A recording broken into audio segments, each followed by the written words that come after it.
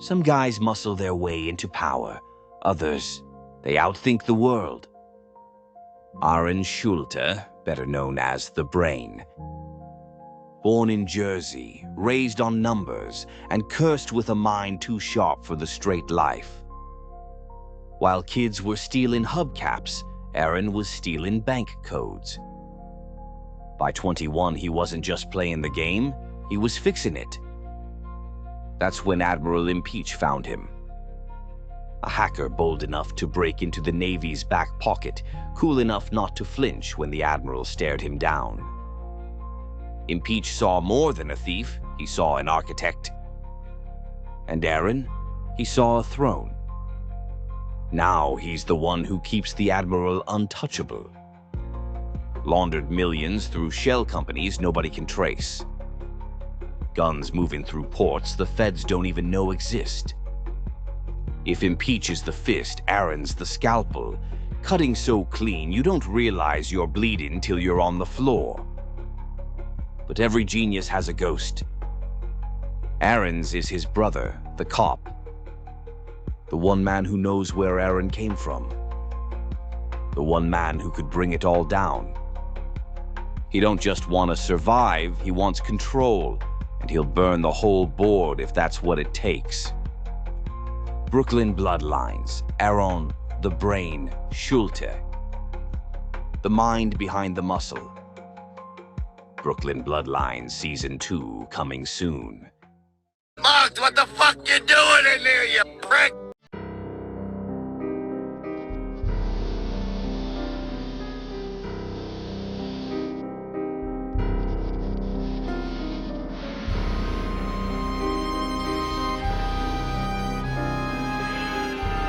Analyzing Evil. Anakin Skywalker, The Psychology of Fear, Power, and the Fall of a Chosen One.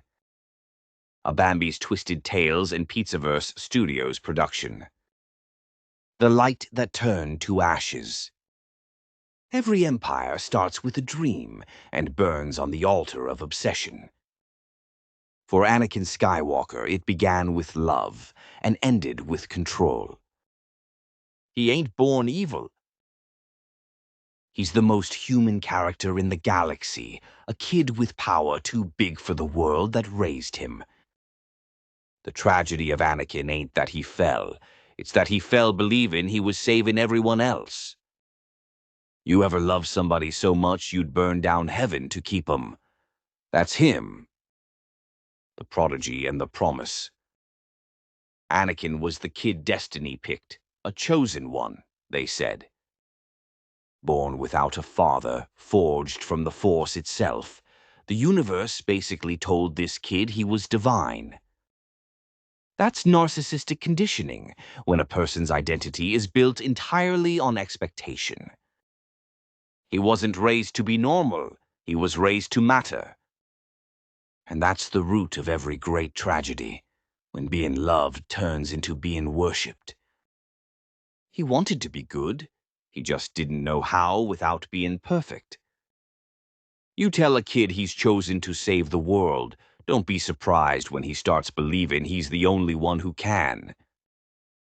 The slave who never stopped being one. Before the Jedi, Anakin was a slave, property, not person. And you can't unlearn that kind of helplessness. Even when he became a hero, part of him was still that scared kid on Tatooine, watching everyone else control his fate.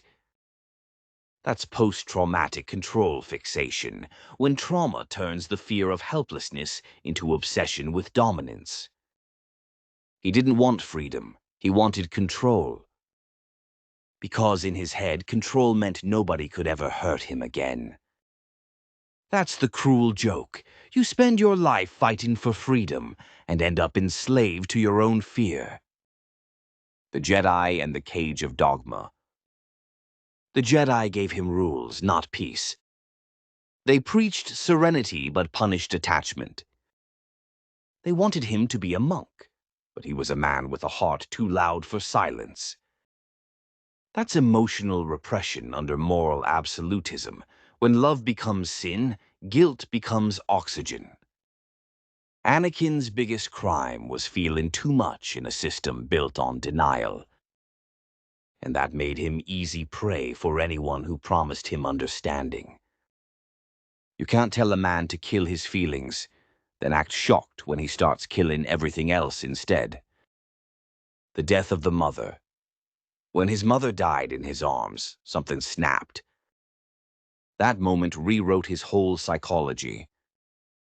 The world confirmed his worst fear, that no matter how powerful he was, he still couldn't save her. That's the root of thanatophobia, fear of death, combined with traumatic omnipotence delusion, the belief that with enough power, you can beat fate. From that day on, love and fear became the same thing to him. He loved people by trying to control whether they lived or died. And that's a death sentence in disguise. You can't love somebody if you're afraid to lose them, 'cause that ain't love, it's possession. The politician and the devil enter Palpatine, the smooth-talking serpent in silk. He saw what the Jedi ignored, the cracks in Anakin's soul. And he filled them with validation. Palpatine didn't tempt Anakin with evil, he tempted him with hope. That's emotional grooming through ideological validation. He mirrored Anakin's fears, his dreams, his grief, then handed him a way to fix it all, for a price. Every devil sells salvation first. The fine print comes later, written in blood. The turn. Anakin's fall ain't a flip of a switch. It's 1,000 little compromises. Every lie told for peace. Every kill justified as necessary. Every fear dressed as love. By the time he kneels before the Emperor, he ain't corrupted. He's convinced. That's moral erosion, the slow death of conscience under the weight of rationalization. Nobody wakes up evil, they just run out of excuses not to be. Love turned to fear. Padmé was the last piece of his soul, the only thing tethering him to the light. And the moment he dreamed of losing her, he decided to rewrite destiny. That's codependent fatalism, when love becomes a weapon against itself. He don't turn for power, he turns to stop the clock, to save her. But fear twists the gift until it poisons the giver. You can't stop death without killing what's alive. The death of Anakin. When he kills the Jedi younglings, that's the point of no return. He ain't doing it for power. He's doing it to prove he can, that he's too far gone for regret. That's psychotic disassociation through guilt defense, when the mind kills empathy to avoid feeling pain. And in that moment, Anakin dies. What's left is armor, breathing, and regret. Darth Vader ain't a new man. He's what's left when the old one can't live with himself. The mask and the man. The armor becomes his confession booth. Every breath is a prayer and a punishment. He tells himself it's for order, for peace, for her.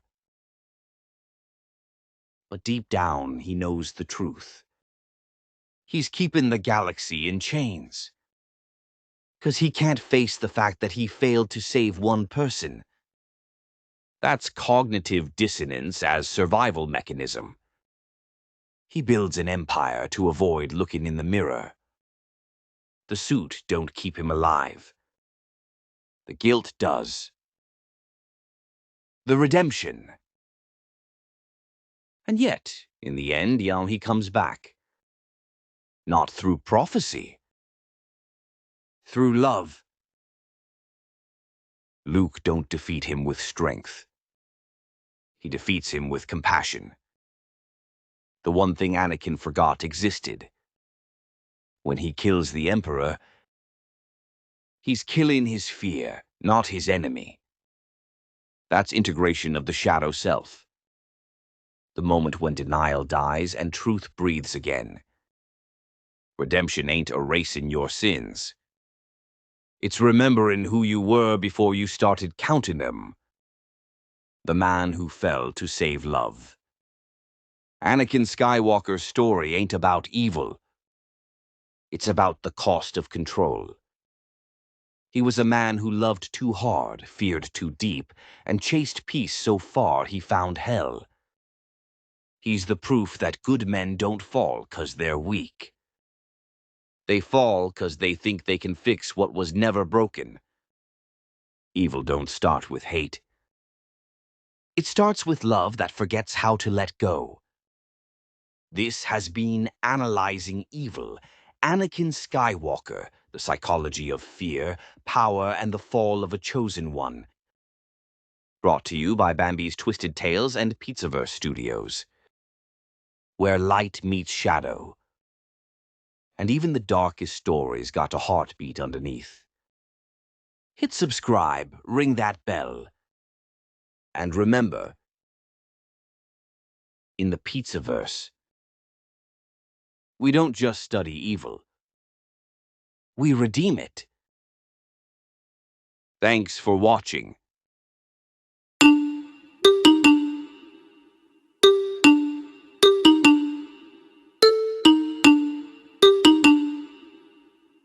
You've heard of that girl? It's like she tries to be, but she's not. You seen her hair? I seen her hair. Wig. Look, just like how I'm dressed right now. Girl, you look exactly like her. Over here. You can be her. Look, you can be her. Look at me. I look like her. Just say a random word. You got it. I could never. I can never.